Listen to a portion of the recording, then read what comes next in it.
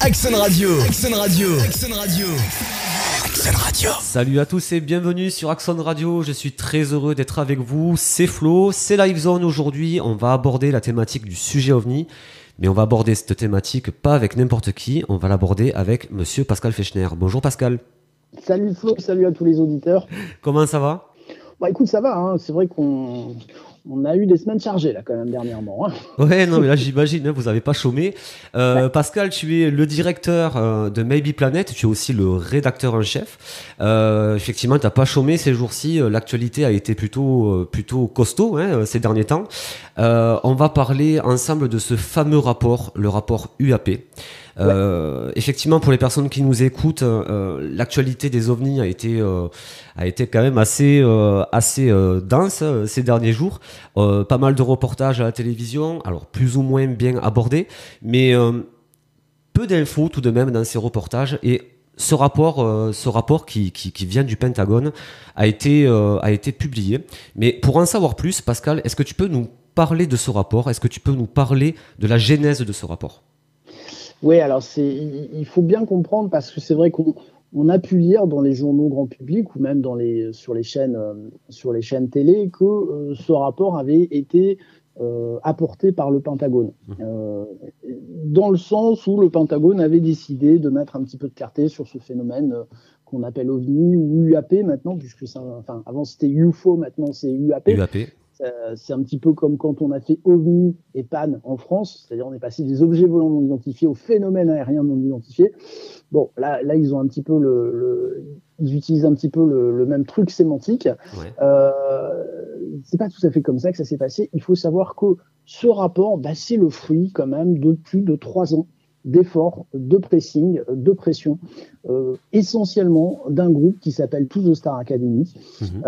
C'est une entreprise, puisque c'est une entreprise, hein, c'est pas une association, qui a été créée par le chanteur Tom DeLonge, le leader de Blink-182, le groupe pop punk, enfin je connais mal sa musique. Et puis on apprend en décembre 2017, puisque c'est vraiment là qu'on peut mettre le début du pressing, que l'armée américaine a, pendant au moins quelques années, financé un programme sur l'étude des ovnis. Un programme qu'elle a financé à hauteur de 22 millions de dollars. Alors, ramenons ça quand même dans ses proportions. 22 millions de dollars à l'échelle du budget de la défense américaine, c'est quand même une toute petite goutte d'eau. Hein. C'est une paille. Je ne veux pas dire que ce soit un effort démesuré de la part de l'armée américaine, mais enfin, on apprend que ce programme existe et à partir de là, vraiment va monter en puissance auprès des médias cette réalité que l'armée constate dans le ciel américain, que des phénomènes semblent passer, les narguer parfois, narguer les pilotes, et que l'armée américaine n'arrive pas à identifier ou à expliquer quel est ce phénomène. Voilà. Et c'est un petit peu aujourd'hui l'objet du rapport. Alors quand on parle d'un rapport, encore une fois, toute chose égale par ailleurs, on parle d'un document qui fait 6 pages. Hein. Ouais, il est pas très dense. Quand tu parlais donc de ces phénomènes dont l'armée parle, en fait, ce sont ces vidéos qui ont été déclassifiées où on voit ces objets poursuivis ces objets en fait suivis par des avions de l'armée américaine. Alors sur les vidéos, c'est un petit peu compliqué. On va dire qu'on a 2 grands types de vidéos. On a les 3 vidéos qui ont été sorties en 2017, qui s'appellent Fear, Gumball et Go Fast. Ces fameuses vidéos qu'on voit tourner en boucle. Le parcours de ces vidéos est quand même assez intéressant, puisqu'il faut savoir que ces vidéos ont pu être sorties en toute légalité des disques durs du Pentagone par Lou Elizondo, qui a un petit peu profité, on va dire, d'un vice de forme, et donc il les a sortis de façon tout à fait légitime. Hein, ce ne sont pas des vidéos qui ont été volées ou détournées. Et puis après, on a 2 types de vidéos, celles qu'on voit un petit peu tourner aussi en ce moment. Ce sont les vidéos essentiellement transmises par Jeremy Corbell. Ouais. Et là, c'est quand même tout à fait différent, puisque ce n'est pas sourcé. On ne sait pas qui les a donnés, on ne connaît pas le contexte. Voilà. Le problème, c'est pour le grand public, ces vidéos se télescopent un petit peu. Je les mets pas du tout au même niveau de qualité, de contexte. Voilà. On est sur deux choses très différentes quand même. C'est vrai que ces vidéos, en plus, certains les considèrent comme étant de mauvaise qualité, mais bon, il faut savoir que ce sont des vidéos qui sont filmées en fait sur des appareils militaires. C'est souvent la nuit que ça se passe. Hein. Ce qui se passe, Lou Elizondo. Alors, on va peut-être dire un petit mot sur Lou Elizondo quand même que tu as eu en interview sur Maybe Planet. Qu'on a eu la chance d'avoir en interview française en exclusivité pour la France et ça a été un coup de chance pas possible, mais bon, des fois, très belle interview en tout cas. On a un petit peu de chance de temps en temps. Lou Elizondo, c'est un militaire américain qui va faire pratiquement toute sa carrière dans le renseignement et dans le contre-renseignement. Hein, c'est-à-dire qu'il est complètement impacté dans le renseignement après le 11 septembre. Son boulot, ça va être de chasser les terroristes, de faire des interrogatoires. Donc, il est vraiment dans le renseignement. Et puis, à un moment dans sa carrière, vers 2007-2008, on va lui proposer une mission un petit peu différente. On va lui proposer de rentrer dans une structure qui s'appelle AATIP. Alors, je ne vais pas vous le dire en anglais parce que c'est un petit peu compliqué, mais une structure qui est là, qui a été créée depuis peu, qui a été créée, on va dire, sous la pression de trois sénateurs américains, dont le plus connu est bien sûr le sénateur Harry Reid, que vous avez peut-être vu en reportage. En tout cas, c'est un nom que vous avez peut-être déjà entendu. Ce sénateur va aller au Congrès, va aller rencontrer deux autres sénateurs qui sont en charge des Black Programs, c'est-à-dire des programmes secrets, hein, parce que c'est une réalité aux États-Unis, hein, ça c'est pas du complotisme, mais le Sénat a à ses dispositions des fonds pour des missions discrètes. Pour la sécurité nationale. Donc, AATIP va se créer comme ça, Elizondo va arriver là-dedans, et puis petit à petit, il va en prendre la tête. Et il va travailler effectivement sur les phénomènes aériens non identifiés. Essentiellement, ces sources, ce seront des sources militaires. Donc, c'est des sources quand même intéressantes. Hein. C'est pas Bernard et Ginette qui ont vu quelque chose. Non, mais je ne veux pas être péjoratif, mais enfin voilà. Hein, on peut penser que les témoins, en tout cas les informations qui remontent, sont pas mauvaise qualité. Lou Elizondo va petit à petit faire son chemin intellectuel et se dire il y a quand même quelque chose d'anormal.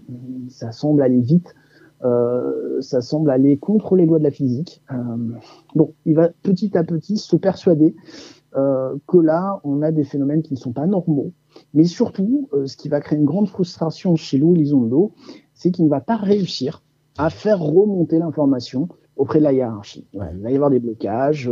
Et donc, lui, les personnes qui voudraient toucher, pour dire, là, il faut s'inquiéter de quelque chose, parce que pour Lou Elizondo, il n'est pas spécialement sur les extraterrestres. Lui, ce qu'il voit, c'est qu'il y a un risque potentiel pour la sécurité nationale. En partant du principe que si on ne maîtrise pas son espace aérien, ça veut dire que l'espace aérien est ouvert à des menaces potentielles, à des ennemis. On est quand même dans un contexte post-11 septembre. Voilà, donc c'est quand même quelque chose de très sensible. Donc la frustration va monter et puis il va décider de démissionner pour rejoindre cette fameuse structure To The Star Academy. Voilà. Alors, on n'a pas encore tous les détails. Il y a des choses qui sont encore un petit peu troubles. Comment toutes ces personnes sont rentrées en contact. Tom DeLonge, Chris Mullen aussi, qui est un personnage très important là-dedans. Voilà, il y a un télescopage de parcours qui fait que To The Star Academy se crée. Et puis, ce fameux article en décembre 2017 qui va vraiment, encore une fois, faire exploser le sujet auprès du grand public. Et les États-Unis sont beaucoup plus... Le peuple américain est beaucoup plus ouvert que nous, hein, Européens, à ces sujets-là. Là-bas, le sujet OVNI... toutes ces informations qu'on peut avoir, c'est quand même c'est très ancré aussi dans la politique, non, là-bas. Est-ce que c'est un argument électoral? Oui, alors ça le devient. Alors, voilà. C'est important ce que tu dis, effectivement. En fait, le phénomène OVNI, enfin en tout cas la médiatisation et la prise en compte du sujet par les politiques découle directement de la position du peuple par rapport au sujet. Jusqu'à fin 2017, c'était quelque part un non-sujet, c'était un petit peu un sujet de complotiste, voilà, c'était un sujet de doudingue. Clairement, bien que beaucoup de politiques s'y intéressent, mais tu sais, j'ai fait un article il y a pas longtemps qui s'appelait From Porn to Aesthetics, du porno à l'esthétique, mais c'est un petit peu le même cheminement intellectuel, si tu veux. Personne va te dire qu'il regarde du porno, mais le calendrier esthétique de Clara Morgan, ça, on peut l'acheter. Voilà, tu vois ce que je veux dire? Ouais, tout à fait, tout à fait. Tout est dans la nuance, on va dire ça comme ça. Et effectivement, depuis 2007, petit à petit, l'info monte, se médiatise, se structure. Et là, les politiques vont commencer à se dire, OK, il y a peut-être un sujet. Et puis surtout, ça s'est accéléré énormément en 2021. C'est-à-dire qu'on a décidé de prendre le sujet sur l'axe de la sécurité nationale. Et là, c'était du pain béni pour les politiques, puisque là, il devient tout à fait légitime, voire absolument nécessaire, de prendre le sujet et de dire, attendez, militaires, il y a des choses qui survolent nos installations. Vous savez pas ce que c'est, là, il va falloir s'y pencher sérieusement parce que c'est notre sécurité nationale. On fait même des transversalités avec Pearl Harbor et avec le 11 septembre. Donc, obligatoirement, c'est un impact extrêmement fort sur le peuple et les politiques, là, se sont poussés des ailes. On a même des politiques aujourd'hui qui, face caméra, disent non, c'est pas russe, c'est pas chinois, donc il nous reste pas 36 solutions. Est-ce que tu penses à Barack Obama quand tu dis ça? Parce que c'est vrai que Barack Obama était un petit peu, comment dire, il a toujours été ambigu, voilà, il a toujours été assez ambigu sur le sujet. Voilà, il semble en plaisanter, mais en même temps, c'est vrai que dans sa dernière interview, il admet lui-même qu'il a probablement vu des vidéos ou qu'on lui a fait part d'observations qui sont tout à fait anormales, d'objets, de vaisseaux, enfin en tout cas, voilà, parlons d'objets qui semblent défier les lois de la physique. Et s'il en parle comme il en a parlé, c'est que quelque part, ça l'a marqué. Parce qu'à ce moment-là de l'interview, alors, on va parler d'interviews, de vidéos, la plupart sont disponibles sur notre chaîne, hein, c'est pas de la pub, hein, mais... Non, mais tout à fait, c'est disponible sur Baby Planet, bien sûr. On fait un travail d'archivage pour essayer de garder une photo de ce moment-là. Et quand vous regardez cette vidéo, on voit qu'à ce moment-là, il a quelques secondes de total sérieux. Voilà, là, il est dans le truc et de dire, ouais, il y a quand même des trucs. C'est bizarre. Parce que c'est vrai que sur cette vidéo donc, que j'ai vue sur Baby Planet, en fait, parce qu'en fait, je précise que sur ta chaîne, en fait, tu fais la traduction en fait de certaines vidéos d'émissions concernant le sujet, la thématique OVNI, et vous faites la traduction de certaines personnes qui passent, donc notamment aux États-Unis. Et dans cette vidéo où on voit Barack Obama, en fait, c'est dans une émission grand public, clairement, il faut le dire. C'est variété, hein, voilà, non, voilà, c'est faux, hein. Mais c'est vrai qu'à un moment donné, le temps se suspend un petit peu quand on lui pose une question parce que effectivement, il devient sérieux et il commence à parler un petit peu. Et après, il retombe un petit peu dans le côté un petit peu comique quoi du show en fait. Il sait qu'il est dans une émission d'entertainment, donc il n'oublie pas. C'est une force des politiques américains d'ailleurs de mettre tout terrain comme ils le sont. Oui. Mais on sent, il y a une respiration où là, il est dedans. Et il balance une info qui semble pas anodine pour lui. Et il réfute totalement Roswell aussi, hein, d'après ce que j'ai compris. Il parle de Roswell, il me semble, non, au début. Alors, ouais, en fait, c'est pas qu'il le réfute, mais il dit, alors sur le ton de la plaisanterie, quand il est arrivé, il a demandé s'il y avait un laboratoire, quelque chose à Roswell, et on lui a dit que non. Bon. D'ailleurs, je pense que c'est pas le seul. Je pense que Clinton a réellement demandé aussi. Enfin, ils ont dû tous demander. Ouais. Bon, voilà. Ça, là-dessus, effectivement, je pense que de la façon dont il le dit, on sent qu'on lui a dit non, mais ça, monsieur le président, la zone 51, elle sert à faire des tests sur nos matériels très avancés. Enfin, non, il n'y a pas de matériel extraterrestre là-dedans, quoi. Ouais, donc là, quand il parle de ça, voilà, il est dans la déconne. Par contre, quand il dit il y a quand même des choses qui ont des mouvements et des accélérations dans le ciel, là par contre ça nous laisse un petit peu sur le cul. Là on sent quand même qu'il est sérieux. En tout cas, c'est une vidéo à regarder sur Baby Planet, sur ta chaîne YouTube. Court, en plus, ça se laisse, ça se regarde vite fait. Hein. Mais c'est toujours intéressant en tout cas de voir ça parce que ce sont des images qu'on voit pas en France et on va parler justement des médias après le rapport parce que c'est très intéressant, il y a beaucoup de choses à dire. Pour revenir sur le rapport, donc tu disais donc c'est un rapport qui fait 6 pages, c'est ça?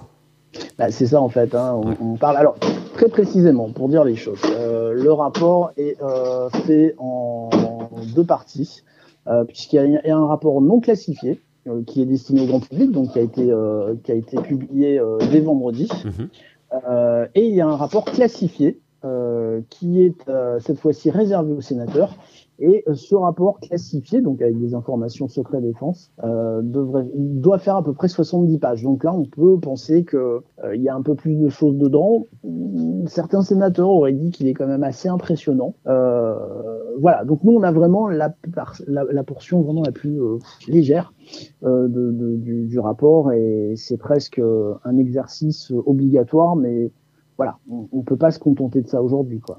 Donc, clairement. Et le rapport, donc là, le rapport a été publié donc le 25 juin, c'est ça, il me semble, aux États-Unis. Oui, c'est ça, c'était vendredi dernier. Voilà, hein, c'était dans la nuit pour nous. Oui, voilà, dans la nuit. Certains ont veillé pour avoir ce rapport, et il est sorti en début de soirée. Moi, je me rappelle, dès qu'il est sorti, je suis allé sur la page de la DNI, puisque c'est la DNI, c'est pas le Pentagone qui l'a sorti, c'est vraiment l'office qui chapeaute tous les services de renseignement. Et le serveur de la DNI a été tout de suite en rade, parce qu'il y a eu trop de connexions. Ouais, beaucoup trop de connexions, bien sûr. Ouais. Et puis après, on l'a eu assez rapidement. Alors, on va être clair, on s'attendait quand même à quelque chose de vraiment cheap. Ouais. Mais même en s'y attendant, c'est vrai qu'il y a une forme de déception quand même, de se dire, bon, il y a vraiment que dalle dedans, quoi. Il y a quand même tout de même certains points à retenir, non? Non, voilà, après, une fois cette petite déception passée, il faut quand même garder en tête que l'essentiel, c'est qu'on a avancé. On a monté une marche. Voilà. Ouais. Aujourd'hui, les militaires sont obligés de dire aux politiques, donc c'est-à-dire aux représentants du peuple, oui, c'est vrai que sur 144 témoignages que nous avons récoltés, ou en tout cas que nous avons travaillés, bon, bah, concrètement, il y a qu'un cas qu'on a réussi vraiment à expliquer. Sinon pour le reste, et on se doute bien que 144 cas, c'est rien du tout. Enfin, c'est même pas le haut de l'iceberg, quoi. Donc, bien sûr.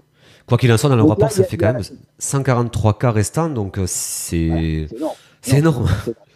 C'est énorme. Bon, et le rapport dit oui, bon, bah, concrètement, on n'est pas organisé pour récupérer de potentielles informations sur du UAP. Donc c'est quand même pas rien. C'est presque une main tendue à dire, bah écoutez, réfléchissons. Il y a peut-être des budgets à développer, il y a peut-être des méthodes à mettre en place, parce qu'encore une fois, ils excluent les extraterrestres. Ils disent bien qu'ils n'ont rien pour attester de la thèse extraterrestre, qu'ils n'ont rien non plus pour la réfuter, mais en tout cas, elle est loin d'être mise en avant. Mais de dire, bon, bah voilà, ok, il y a un sujet. Qu'est-ce qu'on fait? Est-ce qu'on développe des budgets? Est-ce qu'on met des procédures en place? Voilà, c'est le début de quelque chose. Donc, on peut dire que le To The Star Academy de Tom DeLonge a réussi quelque part son challenge, c'est-à-dire remettre le sujet là où il doit être, c'est-à-dire dans les mains des politiques. C'est pas rien quand même. Tu dis c'est le début de quelque chose. Est-ce que ça serait pas en quelque sorte la fin d'un tabou dans les médias? C'est une question. Je crois qu'aujourd'hui, il va falloir... on monte d'une marche, mais quelque part, il va falloir prendre un petit peu de recul. C'est-à-dire en plus, moi, ça fait plusieurs mois, voire plusieurs années que je le dis, tu le sais. Oui. Tu me suis un petit peu. On est peut-être allé un peu vite avec les extraterrestres. Voilà, on va dire les choses. On s'est peut-être un peu vite enflammé. Il est peut-être temps de reprendre un peu de recul, de reprendre les choses à plat, de mettre vraiment le sujet à plat, de dire qu'est-ce qu'on a, sur quoi on peut travailler, qu'est-ce qui est solide, qu'est-ce qui ne l'est pas. Partir de l'extraterrestre, c'est quelque part essayer de résoudre une équation en partant de la solution. Et c'est pas ça les maths. Les maths, c'est j'ai des termes d'une équation, ça va m'amener à un résultat.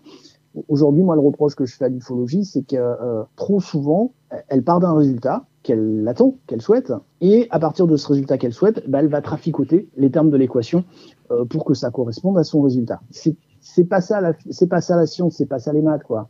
Donc repartons à l'envers, regardons ce qu'on a dans l'équation et on verra bien où ça nous mènera. Est-ce que tu penses ce rapport sera peut-être le début d'une collaboration internationale? Est-ce que tu penses que les peuples se rapprocheront par rapport à ce sujet-là? Parce que si c'est une question de sécurité nationale, ça peut en fait intéresser tous les pays. C'est une question compliquée, parce que si c'est un problème de sécurité nationale, ça veut dire qu'il y a des pays adverses, on ne peut pas dire ennemis, en tout cas non alliés, qui s'amusent à faire des intrusions dans l'espace aérien pendant des exercices militaires. Enfin voilà, c'est quand même assez gonflé, c'est même limite une déclaration de casus belli quand même, donc c'est pas neutre. Alors, est-ce que les militaires vont commencer à travailler en collaboration? Ça paraît quand même difficile, très honnêtement, parce que bien sûr qu'on peut imaginer que dans le nombre de cas, il doit y avoir des projets secrets, des choses comme ça. D'ailleurs, on peut s'étonner d'ailleurs, hein, et ça a été relevé, excuse-moi, le silence assez assourdissant de l'Air Force américaine, qui paraît fou, hein, parce que les cas ont pour la plupart été amenés par l'US Navy. Alors l'US Navy, il y a des porte-avions aussi, mais enfin, l'Air Force, elle, reste très en retrait pour l'instant, hein, et on peut s'étonner quand même que l'Air Force, dont vraiment le cœur de métier c'est l'air, n'ait pas des témoignages où l'autre possibilité, c'est qu'elle est tellement, au cours de décennies, qu'elle est tellement blindée ces pilotes à dire vous ne dites rien, vous vous taisez, qu'au final rien ne sort de l'Air Force parce que les pilotes n'osent pas témoigner. C'est un vrai sujet quand même, hein. Alors juste pour revenir à ta question, excuse-moi, parce que ta question c'était est-ce que on peut imaginer une collaboration internationale? De la part des militaires, je ne pense pas. De la part des États, je ne pense pas. Par contre, ce qui peut être intéressant, c'est la création d'organismes ou de structures para-étatiques, on va dire, c'est-à-dire qui ont un peu un pied dans l'État et un pied dans le privé. Je pense par exemple en France, nous avons Sigma 2. Oui, Luc Dini, voilà, qui est rattaché à la 3AF. Donc il y a un côté quand même, c'est une société savante, hein, dans le sens du terme. Donc ça, ce genre de structure peut à terme peut-être réussir à travailler, à créer des transversalités avec d'autres structures. Et je pense, essentiellement, on en a parlé avec Luc Dini la semaine dernière, par exemple, là, la structure Skyfort. Skyfort qui est, on va dire, une structure qui se crée autour de nous, Elizondo. Voilà, là, ça pourrait être intéressant, mais je pense que ça viendra du privé, je pense que ça viendra pas des États, cette collaboration. Ce qui est bien dommage, hein, mais... Oui, c'est dommage, oui. Mais il y a quelque chose qui peut se mettre en place, effectivement. Au niveau de la sécurité nationale, je reviens là-dessus. En fait, ce qui me surprend, c'est qu'en France, on n'a pas eu spécialement de réaction. Enfin, on n'a pas eu de réaction de la part des politiques, de la part. C'est normal. C'est un peu normal parce que bon, voilà. Les politiques vont pas donner le bâton pour se faire battre. Bon, alors faut quand même. Sauf que justement, en fait, je reviens, excuse-moi, je te coupe, Pascal, je reviens, tu sais, en fait, sur notre précédente émission, tu avais évoqué, en fait, le cas de survol de centrales nucléaires en France par des ovnis, des drovnis, même, on appelait ça comme ça. Ouais, un terme inventé par l'ingénieur Claude Lavatte. Voilà, c'est un super terme. Très bien trouvé. Et en fait, si tu veux, je me dis, en fait, ce rapport, c'est... bon, déjà, c'est une reconnaissance entre guillemets de la réalité du phénomène, déjà d'une, même si on n'en connaît pas l'origine, quoi. Mais par contre, c'est vrai qu'en France, on a quand même eu des centrales nucléaires survolées par des drovnis. Et en fait, le sujet est arrivé comme ça, on en a parlé quelques jours, et depuis, terminé. Est-ce que tu penses que ce sujet-là, le sujet justement du survol des centrales nucléaires françaises, pourrait revenir sur le devant de la scène avec le dossier OVNI qui revient sur le devant de la scène?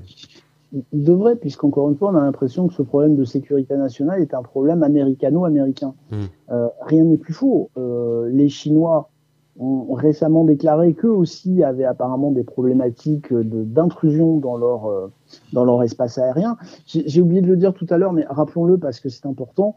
Le rapport UAP, c'est-à-dire le rapport américain, exclut par contre qu'il s'agisse de technologies avancées américaines. D'accord. Ça, c'est important quand même. Donc eux, ils disent non, ça vient pas de chez nous. Enfin, en tout cas, c'est pas américain. Parce qu'on aurait pu penser à des programmes un peu secrets, très avancés technologiquement. Le rapport dit on sait que c'est pas américain. Donc encore une fois, c'est chinois, c'est russe, ou on sait pas. Les Chinois, eux, disent on a le même problème. Sous-entendu, si on a le même problème, c'est que c'est pas nous. C'est que c'est pas nous, oui, forcément. C'est pas nous. Bon, après, ça peut être de l'enfumage complet, dans tous les sens. Oui, bien sûr. Parce que les Américains peuvent dire c'est pas notre technologie alors que c'est la leur. Les Chinois peuvent dire c'est pas la nôtre parce qu'on a le même problème mais c'est la leur. Voilà. Ouais, toutes les portes restent ouvertes, puisqu'on est quand même dans un domaine. On parle d'espionnage, on parle de technologie militaire, donc c'est quand même très compliqué. Les Russes, pour l'instant, statu quo, ils parlent pas, ils disent rien. Je pense que peut-être que Poutine n'a pas envie de dire, nous aussi, on a des problèmes, on a les mêmes problèmes que vous, les gars.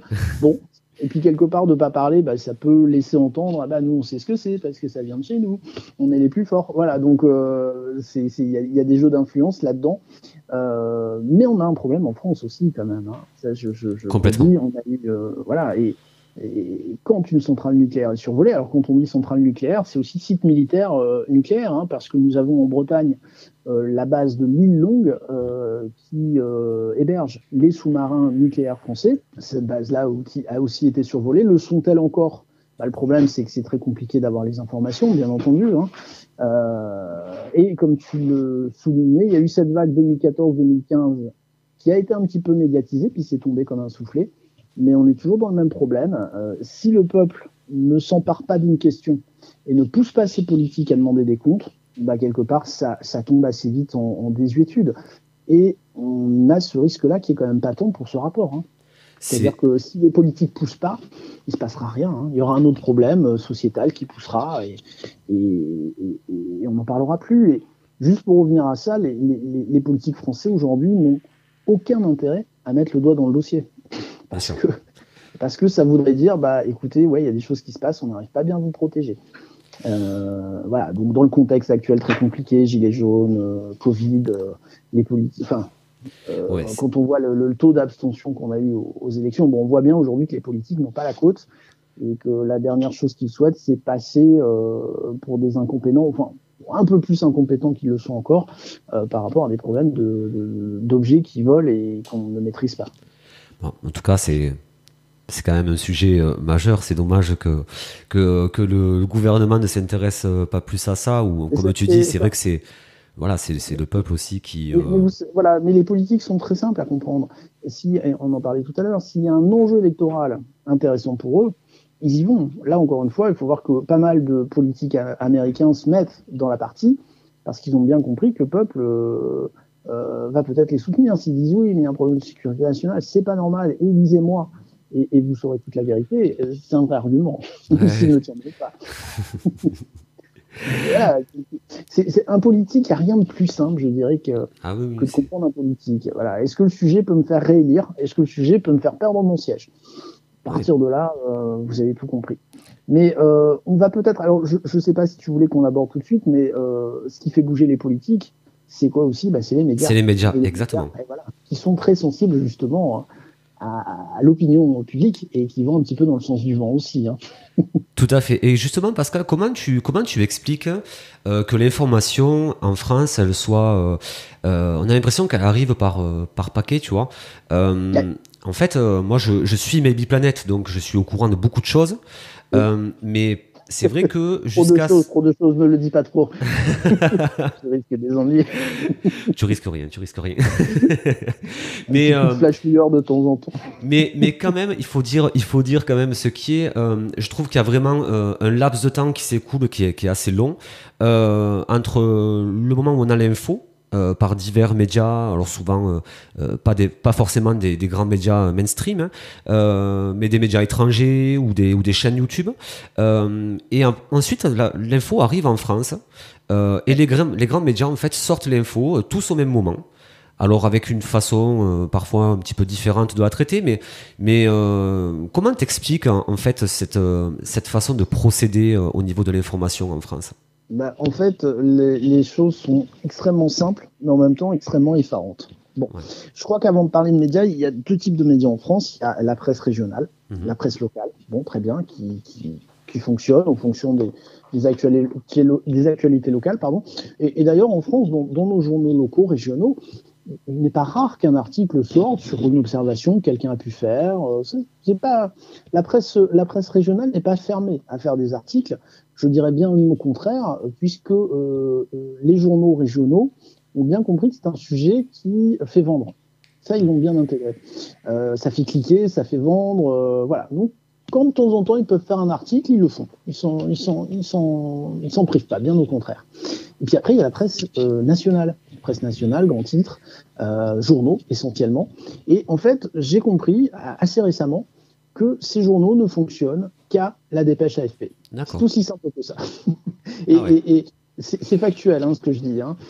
S'il n'y a pas de dépêche AFP qui parle du sujet, les grands médias n'en parlent pas. Mais à partir du moment où une dépêche AFP en parle, et on a eu le cas 2 fois au mois de juin, 2 dépêches AFP, 2 mobilisations sensibles des grands médias français. Et parfois avec une copie à la virgule de la dépêche AFP. C'est assez effarant à dire, mais les grands titres français et les médias français télévisés fonctionnent à la dépêche AFP. Ça, c'est quand même quelque chose. Si demain l'AFP décide de prendre le sujet à bras-le-corps et de creuser le sujet, ben là, les médias vont commencer à s'y mettre. C'est effarant, je trouve, c'est-à-dire qu'on se rend compte que les journaux français sont sont totalement dépendants de ce que leur donne l'AFP à manger, quoi. C'est ça, c'est quand même assez... c'est une façon, je trouve, de traiter l'information qui est... C'est effarant, et je vais même te dire, Flo, ça m'a conforté, vraiment, dans l'idée que des petits médias comme les nôtres sont nécessaires.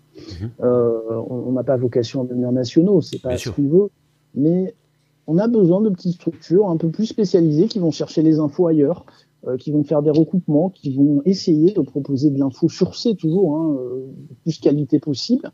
Même des fois, on a des infos qui tombent, mais on ne va pas les partager parce qu'on estime que la source n'est pas assez solide. Voilà, pour éviter de dire des bêtises, tout simplement. Mais voilà, on se rend compte aujourd'hui en France que des petits médias indépendants sont nécessaires pour mettre la révolution, mais pour aller un petit peu plus loin dans l'information sur certains sujets. Néanmoins, tout de même, certains médias, grands médias, comme par exemple Fun Radio, certains médias assez costauds, comme Fun Radio, c'est quand même assez costaud. Tu as été invité chez Bruno Guillon le matin, dans la matinale. Et donc, chose assez étonnante, c'est que en fait, tu as pu parler OVNI le matin sur Fun Radio à une heure de très grande écoute, avec un public relativement jeune. Normalement, le matin, c'est plutôt de la déconne, il faut le dire clairement. Mais en fait, Bruno Guillon s'est intéressé en fait au sujet et l'interview était vraiment sympa. Comment tu vois ça? C'est quelque chose de nouveau pour toi? En fait, ce qui se passe, on en parle quand l'animateur est intéressé, tout simplement. Et je pense que parce que c'était grosso modo une semaine après que la première dépêche AFP sorte et que les médias en parlent, je pense que les animateurs sont comme vous et moi, techniquement. Il y a des choses qu'ils aiment, il y a des choses qui les passionnent, il y a des choses qui les intéressent. Et je pense que Bruno et son équipe se sont dit, tiens, ça c'est un vrai sujet. Mais la difficulté qu'ils ont eue, et qu'ont les médias de façon générale, c'est ok, le sujet nous intéresse, mais nous on n'y comprend rien, donc si on en parle entre nous, ça va vite être chiant. Il nous faut quelqu'un qui connaisse, qui puisse nous en parler, qui soit pas complètement timbré, qui soit audible. Le problème, je vous le dis, c'est qu'aujourd'hui les journalistes n'ont pas de réseau d'ufologues dans les grandes lignes, donc ils ne savent pas qui inviter pour parler du sujet. C'est aussi simple que ça, et c'est d'une simplicité aujourd'hui. En fait, aujourd'hui, on a un vrai problème de positionnement des journalistes parce que le sujet... c'est tout nouveau pour eux. C'est tout nouveau. Donc, la façon d'aborder le sujet est peut-être difficile pour eux. Mais c'est un casse-tête. C'est un casse-tête parce qu'en même temps, ils n'ont pas envie de tenir le crachoir à un raélien. Est-ce qu'il y a un vrai risque quand même? C'est un sujet qui est quand même très touchy. Et ils n'ont pas envie de prendre le risque d'inviter un illuminé qui va dire d'énormes bêtises à l'antenne. C'est compliqué parce que souvent c'est du direct. Bruno, c'est du direct. Donc si il invite à frein pas dingue, il peut avoir des ennuis. C'est aussi simple que ça. Clairement. Surtout sur Fun Radio à une heure de grande écoute, c'est sûr qu'il est quand même responsable de son antenne. Donc, et c'est vrai que moi, je pense que j'ai cette chance de bien connaître le sujet. Mais en même temps, je suis pas le dernier à la déconne, quoi. Donc voilà, moi, si on peut rigoler, il n'y a pas de problème, je suis là, quoi. Mais bien sûr. Puis c'est bien aussi de parler du sujet en étant décontracté et parfois avec humour, c'est aussi sympa. D'ailleurs, sur Baby Planet, on rigole bien des fois aussi. Je veux dire, voilà, il y a de la place à l'humour. Non, c'est notre code génétique et je suis toujours parti du principe qu'il faut savoir aussi rigoler de soi-même. Et il y a de quoi faire. Honnêtement, en ufologie, trop d'ufologues ont voulu ce sérieux, oui, mais c'est très sérieux, c'est un sujet vraiment, on ne peut pas rigoler avec, mais si on peut rigoler avec, parce que des fois on dit des bêtises et c'est vachement bien d'en rigoler, quoi. Enfin voilà, moi je me moque pas des ufologues quand je mets des trucs rigolos, parce que ça voudrait dire que je me moque de moi-même, mais en même temps, je me moque de moi-même, quoi. Bien sûr. Bien sûr. Il y a des choses que je pensais vraiment solides, par exemple il y a 2 ans, et aujourd'hui je me dis, mais c'est des conneries en fait, quoi. Non, mais voilà. Donc, voilà, il faut accepter de rire de soi-même. Mais pour les médias, encore une fois, je pense qu'ils ont ils ne savent pas qui inviter. Pourtant, il y a une nouvelle génération. Hein. J'ai beaucoup de respect, bien sûr, pour Jean-Claude Bourré, pour des gens comme Gildas Bourdet. Mais aujourd'hui, ces médias-là, ces médias jeunes, hein, on parle Fun Radio, par exemple, bah, ils ont besoin de jeunes un petit peu, enfin, de personnes un petit peu plus jeunes, Oui. un peu plus réactives. Donc voilà. Moi, je t'admets que et c'est une ambition du Maybe Planet de devenir quelque part un référent aussi pour ces médias-là. On n'est pas les seuls. Il y a plein de gens Nico Augusto, Dominique Filol, enfin, il y a vraiment toute une génération qui se crée de personnes plus jeunes, qui a un discours correct et cohérent. Mais encore faut-il que les médias les identifient. Tu parlais des intervenants, donc que les grands médias en fait avaient de la difficulté à trouver des intervenants crédibles, sérieux. Est-ce que tu penses que Luc Dini pourrait devenir un intervenant crédible? Je pense que Luc Dini peut devenir un intervenant. Très honnêtement, on l'a vu dans quelques prestations. Je pense à un reportage, enfin une capsule de 20 minutes sur France 5, où il a été excellent. On l'a vu dans le reportage d'M6, où il a été très bon. Sigma 2 aujourd'hui se positionne de façon exemplaire, puisque Sigma 2 a sorti dans la foulée de ce fameux rapport EAP, un rapport qui lui fait 400 pages. 400 pages. Qui est beaucoup plus complet. Pages, attention, quoi. Moi, j'ai commencé à le lire en allant dans le train à Paris. Là, c'est complet. C'est un nouveau Cometa. Disons les choses. Hein. Tu penses que ça pourrait prendre le lead sur Cometa? La continuité, en tout cas. La continuité, d'accord. Je pense que c'est une continuité de Cometa. Cometa, parfois, était quand même orienté, soyons clairs.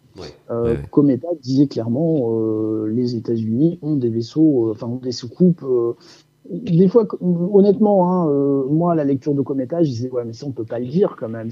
Là, c'est totalement prospectif et ça ne peut pas être vendu comme une certitude. Ça a été le cas de Cometa. Là, sur Sigma 2, je pense qu'on a quelque chose de plus mesuré. Mais encore une fois, je pense que la réalité n'a pas besoin d'être embellie. C'est déjà assez intéressant comme ça. Mais effectivement, Luc Dini, et il y a une autre personne aussi qui va, en tout cas, j'espère, va prendre une place de premier plan sur le sujet, c'est Alain Juillet. Ah oui. Voilà, et je pense qu'avec le duo Alain Juillet, Luc Dini, et puis des petits jeunes comme nous, un peu foufou, un peu rigolo, peut-être un peu plus dans les codes, on va dire, de la communication moderne, dans le sens où voilà, les médias, on connaît les formats, on est à l'aise. Ouais, voilà, je pense qu'il y a quelque chose qui est en train de se construire, mais il faut de la visibilité. Il faut de la visibilité et il faut le bon ton. Encore une fois, tu le sais, Flo, t'es dedans.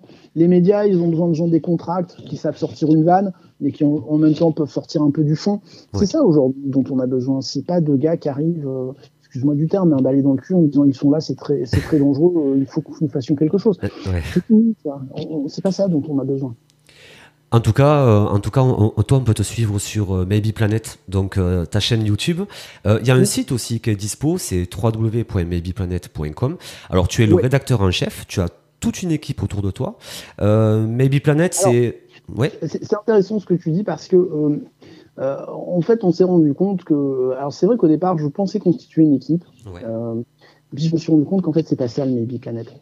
Le Maybe Planet, c'est plutôt, moi je vois ça aujourd'hui comme un hub d'aéroport. Ouais. Tu vois, il y a des avions qui viennent d'un peu partout. Il y a des gens qui vont se poser, qui vont boire un café, qui vont rester un petit peu de temps, qui vont fournir quelques articles, quelques vidéos, puis qui vont prendre un nouvel avion. Bon, pas spécialement en bon terme aussi, hein. Peut-être qu'ils vont partir fâchés, peut-être pas. Moi, aujourd'hui, le Maybe Planet, je vois ça vraiment comme un think tank, c'est-à-dire un lieu où on peut passer, un lieu où on peut s'exprimer. S'exprimer, attention, hein, si tu veux me vendre que les reptiliens sont là et que tu es toi-même en contact, ça va être compliqué. Et que tu parles 10 langues extraterrestres, je me regarde. Non, je ne vais pas t'inviter, non, je ne vais pas te donner la parole. Non. Non, mais tu vois, parce que c'est pas un forum non plus. Voilà, c'est ça l'idée. C'est pas la foire du slip, hein. Mais si on estime que tu apportes quelque chose et que ton discours est cohérent et intéressant, on va être ravis de t'apporter nos moyens techniques, vidéos, sites, tout ce que tu veux. Parce que le problème, c'est souvent ça. Il y a des chercheurs qui sont très intéressants, mais qui n'ont pas l'infrastructure. Ils ne savent pas tourner une vidéo. Ils n'ont pas de site parce que c'est chiant à faire. Et nous, ça, on l'a. Et nous, on dit, ça, on vous le met à disposition. Pas pour notre gloriole à nous, mais pour essayer d'avoir un petit peu plus de résonance. Voilà. C'est ça le Maybe Planet, en fait. C'est vraiment un think tank. En tout cas, c'est une très belle chaîne YouTube et vraiment, je recommande fortement aux auditeurs d'Axon Radio, je vais y arriver aujourd'hui, de s'abonner à ta chaîne Maybe Planet. S'interroger, étudier, informer, c'est vraiment la base en fait. C'est ce qu'on fait. C'est ce qu'on fait. Nous, si tu veux, on n'a pas de réponse. On aimerait bien, hein, ouais. Mais on n'a pas de réponse, on a des questions, donc on se les pose. On se les pose à voix haute, en fait. On se les pose à voix haute, et puis de temps en temps, il y a quelqu'un qui passe, qui dit « Ah ben, là, par rapport à votre question, il y a peut-être quelque chose. » Enfin, voilà. Donc, on n'est pas à la course, c'est ce que je te disais en off tout à l'heure. On ne va pas changer quelque chose pour que ça plaise aux gens. Ouais. Enfin, comment dire, oui, si on peut avoir des micros de meilleure qualité, une image de meilleure qualité, des jingles qui pètent, bien sûr, mais on ne va pas changer notre discours de fond en se disant, ouais, mais là, en disant ça, on va s'attirer plus de gens. C'est pas ça l'idée. Moi, je suis prêt à marcher avec 100 followers, comme je suis prêt à marcher avec 100 000. Ça changera pas grand-chose. Bien sûr, enfin, bien sûr. Ça augmentera les emmerdes, puisque à 100 000 followers, les discussions deviennent très compliquées. Mais nous, on fait un chemin, on fait notre chemin. Et si les gens veulent nous accompagner, c'est génial. Mais c'est pas une recherche, c'est pas un concours de popularité. Je l'explique souvent. Bien sûr. Souvent, oui, mais là, vous dites ça, là, vous prenez parti là-dessus. Non, les gars, on est honnête. Voilà, on essaie d'être honnête. À partir de là, vous adhérez pas, c'est pas très grave. On n'a rien à vendre. Voilà, on n'a rien à vendre. En tout cas, sur le fond et par rapport à l'actualité, est-ce que tu pensais vivre un moment comme on a vécu ces derniers jours, avec toutes ces informations, avec ce rapport? Est-ce que tu penses que cette étape qui a été franchie, qui est le début d'autre chose, est-ce que tu pensais vivre ça en 2021? Bah non, mais c'est vrai qu'en même temps, rétrospectivement, si on avait voulu être bon en timing, on n'aurait pas fait mieux, quoi. Enfin, c'est-à-dire, on s'est vraiment structuré au bon moment, et vraiment, quand c'est devenu chaud en termes d'actualité, on était prêt. On était prêt avec la vidéo, on était prêt avec le site, on était prêt sur nos réseaux. On a eu beaucoup de chance. Bon, pourtant, quand je te dis ça, encore une fois, il n'y a pas 100 000 followers sur le Maybe Planet. Oui, bien sûr. Mais en tout cas, on a été prêt à digérer et à partager l'information qui venait d'une façon qui nous paraissait cohérente. On a fait quand même pratiquement des quotidiennes pendant 3 semaines. Et tous les jours, on tenait 1 heure facilement, tellement l'actualité était dense, riche et surtout intéressante. Bon, là, ça va un petit peu se calmer, c'est logique. Là, on va rentrer dans autre chose. Là, ce qui va être difficile, ça va être de canaliser les informations qui vont venir, parce que là, il va y avoir des nouveaux venus qui vont commencer à avoir des discours plus ou moins foireux, parce que ça va devenir bankable. Voilà. Là, ce qu'il va falloir faire attention maintenant, c'est aux sources. Vraiment de faire attention, voilà, parce que je vois des nouveaux qui arrivent, des nouveaux intervenants qui viennent pas de ce domaine-là, qui disent mais moi j'ai été contacté, on m'a dit de faire ci, moi je suis au courant de ça. Oh les gars, posez-vous, sourcez, et puis après on verra si on vous écoute ou pas. Ça c'est le risque maintenant. En tout cas, tout sujet qui devient médiatique. En tout cas, c'est vrai que le sujet a été chaud bouillant. Là, quand même, tu te prévois quelques jours de repos? Bah, très honnêtement, sur cette semaine, voilà, c'est encore un peu compliqué, mais parce qu'il faut bien voir qu'il va falloir quand même tenir une certaine pression, encore une fois, parce que si on laisse passer l'été, en septembre, tout ça sera peut-être balayé. Voilà, faut faire attention. Bon, après, il y a des initiatives françaises qui sont en train de se créer. On a vu que le CIPO, qui est un regroupement d'ufologues français, a sorti une lettre au président de la République. Bon, je suis pas convaincu de cette démarche, très honnêtement. Voilà, je pense aujourd'hui qu'il faut s'adresser au grand public. Voilà. Mais encore une fois, comme on le disait avec les codes du grand public, c'est pas en faisant des lettres au président de la République, copie le ministère de la Défense, tout ça. Ça, c'est des coups de com', mais pour le grand public, ça marche pas, quoi. Ouais, ça aura peu d'impact. Ça reste une espèce de gloriole dans le tout petit milieu ufologique. Oui, on va faire une lettre au président. Et après, vous croyez qu'il va la lire, la lettre? Vous croyez qu'il va la lire et qu'il va dire oui, il faut faire quelque chose? Bon, voilà, moi, je suis pas convaincu, quoi. Parlons au grand public, parlons aux gens, allons à la télé, allons à la radio. Voilà. Et allons aussi sur YouTube, sur ta chaîne YouTube, Maybe Planet, je le répète. YouTube aujourd'hui est nécessaire. Moi, je pense que j'ai eu quelques journalistes qui m'ont appelé. parce qu'ils ont regardé notre chaîne et qui se sont dit, bon, bah, le gars s'exprime pas trop mal, ça peut être intéressant de la voir, quoi. Voilà, donc c'est tout, hein. En tout cas, écoute, merci Pascal pour ton intervention sur Axon Radio. Bah, toujours avec plaisir, tu le sais. Et tu es chez toi ici, tu le sais, c'est toujours un vrai bonheur de t'avoir. Puis merci beaucoup pour toutes ces explications. Et je te souhaite en tout cas bonne continuation. Et je continue à te suivre sur Maybe Planet. Et puis j'espère que vous qui nous écoutez, vous allez aussi vous abonner donc à la chaîne de Pascal, Maybe Planet. Ça fait plusieurs fois que je le répète, mais vraiment j'y tiens parce que c'est vraiment une excellente chaîne. Et c'est très intéressant parce que le sujet est abordé sérieusement, mais de manière détendue. Et on a vraiment des super infos, et notamment une interview de Luis Elizondo, qui est très intéressante. Sous-titré et doublé également. Là, on avait fait les deux. On avait fait les deux, effectivement. C'est beaucoup de boulot, ça, non? De doubler comme ça des vidéos, c'est beaucoup de travail. Ça. Le sous-titrage, c'est du boulot, de toute façon. Ouais. Mais en fait, je le fais parce que, comme souvent dans ce que je fais, parce que je trouvais pas ça. Ouais. Voilà, voilà. Et je trouvais ça dommage. Je me disais, moi, j'aimerais bien qu'une chaîne me sous-titre tout, enfin, me fasse le boulot. Et comme je suis quelqu'un d'assez actif, bah, quand je trouve pas, je fais, quoi. Ouais, ouais. Et quand je fais, je me dis, mais je le fais parce que j'aimerais bien trouver ça. Voilà, je me dis, mais quelqu'un qui s'intéresse au sujet et qui voit une chaîne où c'est déjà sous-titré, où il n'a pas trop à s'embêter, où il peut consommer tout de suite, avec des vidéos assez courtes, des choses comme ça, moi je prends, quoi. Voilà, je dis top. Bon, c'est l'idée. En tout cas, super boulot, et puis un grand merci encore Pascal à toi d'être intervenu sur Axon Radio.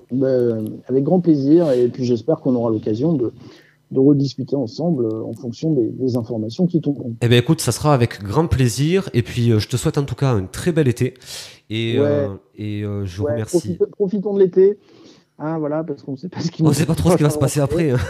C'est ça le problème. Donc, carpe diem, hein. C'est ça. Là, c'est là où on prend. Voilà, et puis on verra après. Voilà, on espère que le Delta va nous laisser tranquille, mais et les autres. Et les autres, oui, parce que ceux-là, ouais. Faites attention à vous, faites pas les foufous non plus. On n'est pas sorti d'affaire. Voilà, restons raisonnables. Hélas, pour l'instant, s'ils sont là, ils ne semblent pas disposés à nous donner un grand coup de main. Donc, c'est ça, malheureusement. Se débrouiller par soi-même, j'ai l'impression. Donc, soyons prudents. Voilà, restez prudents et faites pas n'importe quoi. Voilà. Écoute, c'est parfait. Merci beaucoup en tout cas, Pascal. Je te souhaite une très belle fin de journée. Et puis, je te dis à très bientôt sur Axon Radio. Merci à vous qui nous avez écoutés. L'émission sera en replay sur notre chaîne YouTube, Axon Radio. Et puis, certainement en replay aussi cet été. Je sais pas quand, mais elle sera en replay. Bonne fin de journée à vous. Merci beaucoup et à très bientôt sur Axon Radio. Ciao.